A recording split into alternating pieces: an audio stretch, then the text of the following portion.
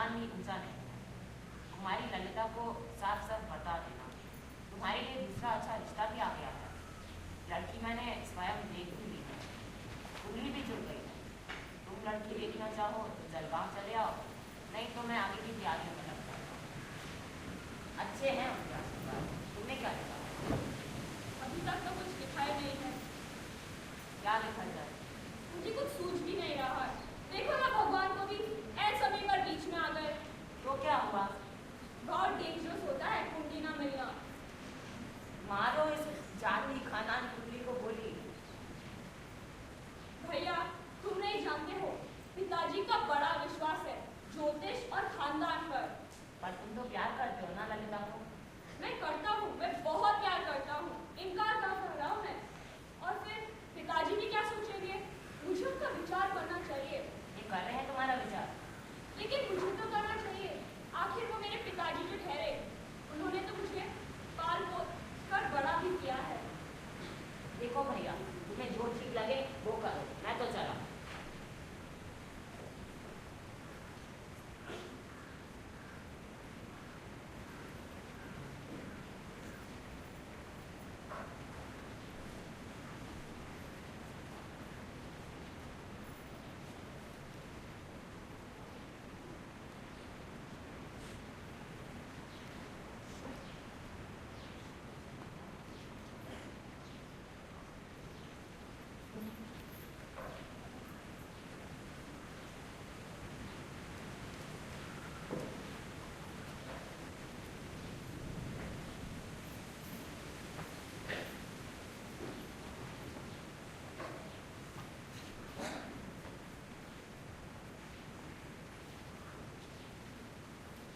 यह लो तुम्हारी जन्म पत्रिका।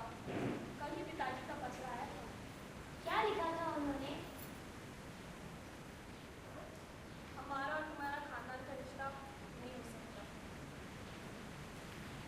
तो फिर शरद, हम विवाह नहीं करेंगे। कैसे करेंगे? तुम ही कहो। और फिर पिताजी भी क्या सोचेंगे? मैं तुमको कितना प्यार करता हूँ, तुम जानती हो। कह भी नहीं सकूंगा। लेकिन पिताजी ने तो मुझे पाल पोस कर बड़ा किया है। उनके लिए इतना काम करना नहीं चाहिए क्या? ठहरो, ठहरो। मालूम है मुझे, मैं सब जानती हूँ। तुम मेरे साथ विवाह ही नहीं करना चाहते थे। तुम्हारे लिए भी देखी होगी पिताजी ने कोई सुंदर और रईस लड़की जलगांव में। तुमने कैसे जाना? ओह, तो सचमुच देखी है। दहेज मिलने वाला होगा, इससे पागल हो गए होगे। बहुत गप्पे हाँक रहे थे कि पैसे का महत्व नहीं होता। अरे सच में तुम्हें गलतफहमी हो रही है। पैसे को महत्व देने वाला लगता है तुम्हें। अरे रोको उसे। कभी नहीं। देखा ना कैसे अकड़ती हुई चली गई। ये अकड़ नहीं है, वो तुमसे बहुत गुस्सा है। असल में वे बहुत प्यार करती है तुमसे। कुछ नहीं, उसने तो मेरा कुछ सुना भी नहीं है। लेकिन गलती तो तुम्हारी ही है ना। मेरी कौन सी गलती है? पूरी गलती तुम्हारी है। देखो, तुम उससे प्यार करते हो ना, शादी करके सुखी रहोगे ऐसा तो लगता है ना तुम्हें।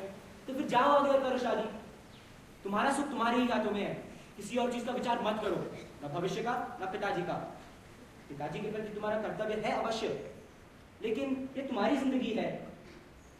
पिताजी 4 दिन बुरा मानेंगे, लेकिन अगर तुम उनके मुताबिक गए तो तुम दोनों एक दूसरे से सदा के लिए अलग हो जाओगे। उसका क्या? भागो मत, कभी मत करो, समझदार की तरह विचार करो। किसके लिए क्या हो रहे हो इसका विचार करो। तुम जो भी कुछ कह रहे हो उसमें से मुझे एक अक्षर भी समझ में नहीं आ रहा है। गधे हो तुम, सबसे बड़े गधे हो। ज्यादा किचकिच मत करो। किचकिच? आज बताना क्या किचकिच है? और थोड़ी देर पहले तो तुम्हें मुझे बातें बताने के लिए कह रहे थे, और ये सर पर हाथ धर के क्यों खड़े हो? पता नहीं ना, शायद उसका मामला पता नहीं कैसे ऐसे बिगड़ गया। ओ, जाति धर्म खानदान आओ। और उसका आजकल के जीवन में क्या महत्व है?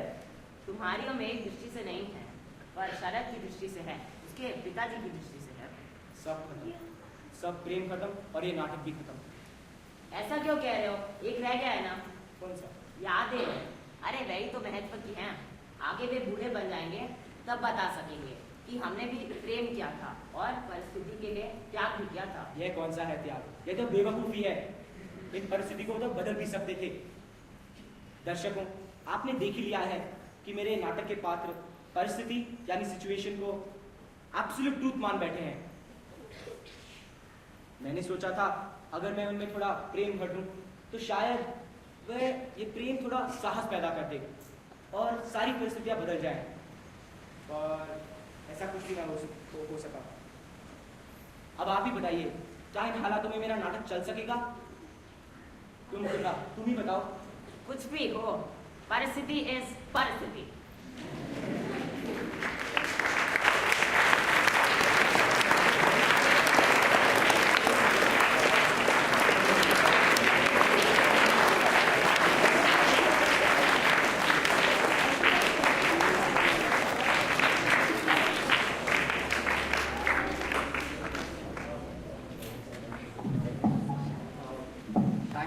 We'd like to thank Nimalaka, Saritaka, Vishwanath sir, Joshi sir, Rajgopal sir, Soumya, Rohini, Bhasha, Mukta, Advait, and the building department for all their help for us putting up this display. And special word of thanks to Siddharth Agarwal for his guitar.